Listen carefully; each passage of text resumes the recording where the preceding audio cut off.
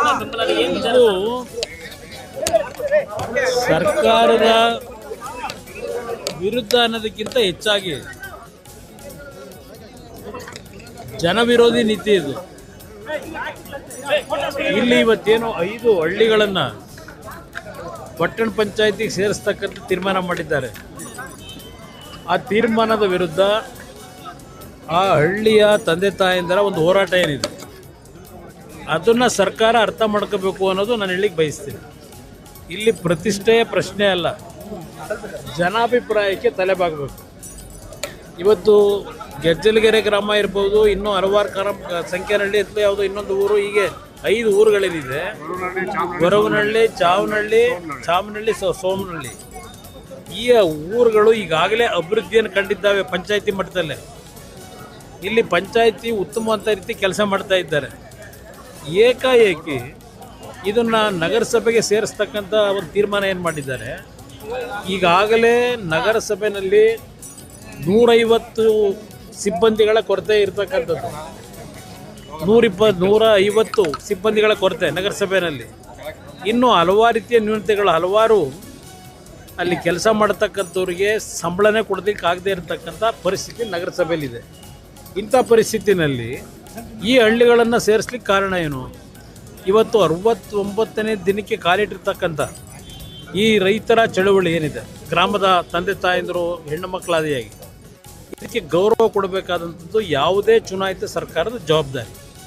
ಆ ನಿಟ್ಟಿನಲ್ಲಿ ಇವತ್ತು ನಾನು ಒಬ್ಬ ಲೋಕಸಭಾ ಸದಸ್ಯನಾಗಿ ಇವತ್ತು ನನ್ನ ಜವಾಬ್ದಾರಿ ನಿರ್ವಹಿಸಬೇಕಾದ್ರೆ ಇಲ್ಲಿಯ ಜನರ ಅಭಿಪ್ರಾಯಕ್ಕೆ ನಾನು ತಲೆಬಾಗಲೇಬೇಕು. ಆ ನಿಟ್ಟಿನಲ್ಲಿ ಸರ್ಕಾರಕ್ಕೆ ಮನವಿ ಮಾಡ್ತಾ ಇದ್ದೇನೆ. ಇವತ್ತು ನೀವೇನೇ ತೀರ್ಮಾನಗಳು, ಯಾಕೆಂದರೆ ತೀರ್ಮಾನಗಳನ್ನು ಮಾಡಬೇಕಾದ್ರೆ ಪ್ರಾರಂಭಿಕ ಹಂತದಲ್ಲಿ ಪಂಚಾಯಿತಿಯ ಅಧ್ಯಕ್ಷರು ನಮಗೆ ಅವಶ್ಯಕತೆ ಇಲ್ಲ ಅಂತ ಪತ್ರ ಕೊಟ್ಟಿದ್ದಾರೆ. ನಂತರ ಅವರ ಮೇಲೆ ಒತ್ತಡಗಳಾಕಿ ಇನ್ನೊಂದು ಪತ್ರ ಅವರಿಂದ ತಗೊಂಡಿದ್ದಾರೆ. ಇಲ್ಲಿ ಜನಸಾಮಾನ್ಯರ ಜೊತೆ ಅವರ ಭಾವನೆಗಳು ಏನು ಅಂತಕ್ಕಂಥದ್ದನ್ನು ಸರಿಯಾದ ರೀತಿಯಲ್ಲಿ ಇವತ್ತು ಅವರಿಂದ ಮಾಹಿತಿಗಳನ್ನು ಪಡೆದಿದೆ.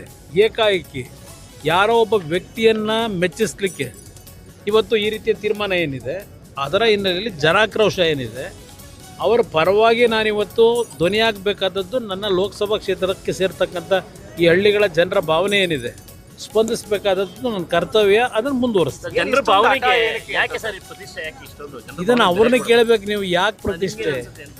ಇದು ಪ್ರತಿಷ್ಠೆನೇ ದುರಾಂಕಾರ.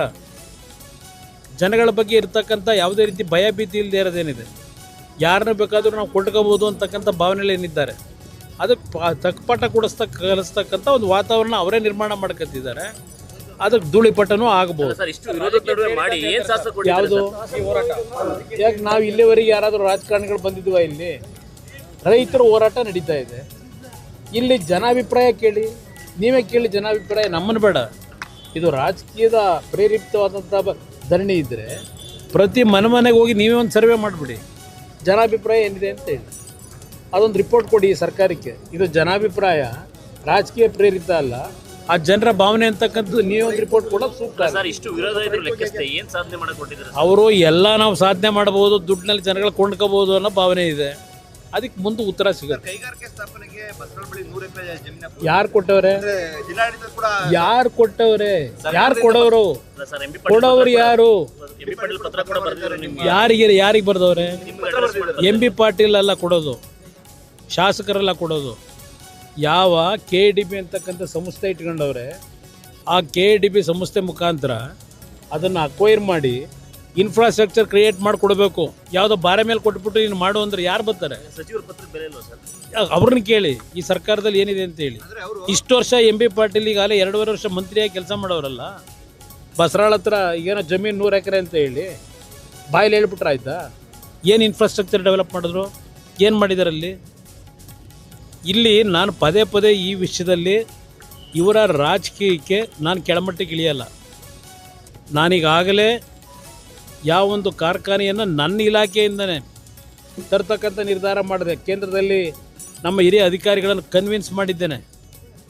ಮುಖ್ಯಮಂತ್ರಿ ಪತ್ರ ಬರೆದಿದ್ದೇನೆ, ಇನ್ಫ್ರಾಸ್ಟ್ರಕ್ಚರ್ ಕ್ರಿಯೇಟ್ ಮಾಡಿಕೊಡಿ. ಇನ್ಫ್ರಾಸ್ಟ್ರಕ್ಚರ್ ಕೊಟ್ಟರೆ ನಾನು ನಾಳೆ ಬೆಳಗ್ಗೆ ಫೌಂಡೇಶನ್ ಹಾಕ್ತೀನಿ. ಎರಡು ಜಾಗ ಗುರುತು ಮಾಡಿಕೊಟ್ಟಿದ್ದಾರೆ ಸರ್. ನಿಮಗೆ ಯಾವ್ದು ಸೂಕ್ತ ಅಂತಂದ್ರೆ ಅದನ್ನ ಡೆವಲಪ್ ಮಾಡ್ಕೊಡ್ತೀವಿ ಸರ್. ನಾನು ನಮ್ಮ ಇಲಾಖೆ ಅಧಿಕಾರಿಗಳಿಗೆ ಸ್ಥಳ ಪರಿಶೀಲನೆ ಮಾಡಿ ಅವ್ರ ಸರ್ಕಾರ ಏನು ಹೇಳ್ತಾರೆ ಸ್ಥಳ ಪರಿಶೀಲನೆ ಮಾಡಿ ಅದರಲ್ಲಿ ಫೀಸಿಬಿಲಿಟಿ ಇದೆ ಅಂದರೆ ಮುಂದುವರಿರಿ ಅಂತ ಹೇಳಿದ್ದೀನಿ. ಅವ್ರು ಸ್ಥಳ ಪರಿಶೀಲನೆ ಮಾಡ್ತಕ್ಕಂಥದ್ದಕ್ಕೆ ಸರ್ಕಾರ ಕರೆದು ಅವ್ರಿಗೆ ಜಾಗ ತೋರಿಸ್ಕೊಳ್ಳಿ, ಅವ್ರಿಗೆ ಫೀಸಿಬಿಲಿಟಿ ಇದೆ ಅಂದರೆ ಅವ್ರು ಮಾಡ್ತಾರೆ, ಇಲ್ಲದ್ರೆ ಬೇರೆ ಜಾಗ ಕೊಡಲಿ. ಅಲ್ಲ, 2 ಜಾಗ ಗುರುತು ಮಾಡಿದೀವಿ. ಬರೀ ಯಾಕೆ ಪದೇ ಪದೇ ಯಾಕ್ರಿ ಮಾತಾಡ್ತೀರಿ? 2 ಜಾಗ ಅವ್ರು ಗುರುತಿಸ್ಬಿಟ್ಟು ಅಲ್ಲಿ ಇನ್ಫ್ರಾಸ್ಟ್ರಕ್ಚರ್ ಇರಬೇಕಲ್ಲ. ಅಲ್ಲ, ಜಾಗ ಬಂದು ನೋಡಿ ಫಸ್ಟ್ ಅಂತ ಸರ್. ಯಾರು? ನಾನು ನೋಡೋದಲ್ಲ, ನಾನು ನೋಡ್ತೀನಿ, ಅವರು ಬಂದು ನೋಡ್ತಾರೆ, ಅದು ಅವ್ರು ಮಾಡ್ಬೇಕು. ನಾನು ಬರೋದು ನಾ ಈಗ ಎಲ್ಲದಕ್ಕೂ ಮಂತ್ರಿ ಹೋಯ್ತಾರ ನೋಡಕ್ಕೆ? ಯಾರು ಯಾರು ಕಂಪನಿ ಮುಖ್ಯಮಂತ್ರಿಗೇನೆ ಪತ್ರ ಬರೆದು ಜಾಗ ಕೊಡಿ ಅಂತ ಹೇಳಿ ಯಾರಿಗೆ? ನಿಮ್ಮ ಇದು ಇಂಡಸ್ಟ್ರೀಸ್ ಮಿನಿಸ್ಟ್ರಿಗೆ ಮುಖ್ಯಮಂತ್ರಿಗೆ ಬರೆದ ಮೇಲೆ ಏನಾಯ್ತು ಅಲ್ಲಿ? ಯಾವ ಸಿಂಗಲ್ ವಿಂಡೋಗೆ ಬರೀಬೇಕು? ಜಾಗ ನೀವು ಜಾಗ ತೋರಿಸ್ರಿ. ನನ್ನ ಮಾಧ್ಯಮದ ಸ್ನೇಹಿತರಿಗೆ ಹೇಳೋದು, ಅವ್ರು ಯಾರೋ ಮಾತಾಡಿದಾಗ ನೀವು ಮಾತಾಡಬೇಡಿ. ಇದಕ್ಕೆ ಒಂದು ಗೈಡ್ಲೈನ್ಸ್ ಇದೆ. ಆ ಗೈಡ್ಲೈನ್ಸ್ನ ಹಿನ್ನೆಲೆಯಲ್ಲಿ ಬಂದರೆ ಇವತ್ತು ಕಾರ್ಖಾನೆಯವರಿಗೆ ಕಾರ್ಖಾನೆ ಬೇಕು, ಇಲ್ಲ ರಾಜಕೀಯ ಮಾಡಬೇಕು, ಇದು ನಾನು ಕೇಳ್ತೀನಿ. ನಿಮಗೆ ರಾಜಕೀಯಕ್ಕೆ ಸೀಮಿತವಾಗಿದ್ದರೆ ರಾಜಕೀಯ ಮಾಡಿ, ಕಾರ್ಖಾನೆ ಬೇಕು ಅಂದರೆ ಪ್ರಾಮಾಣಿಕವಾಗಿ ನಡ್ಕೊಳ್ಳಿ ಅಷ್ಟೇ. ರಾಜಕೀಯ ಆಗ್ತಾ ಇದೆಯಾ ಸರ್?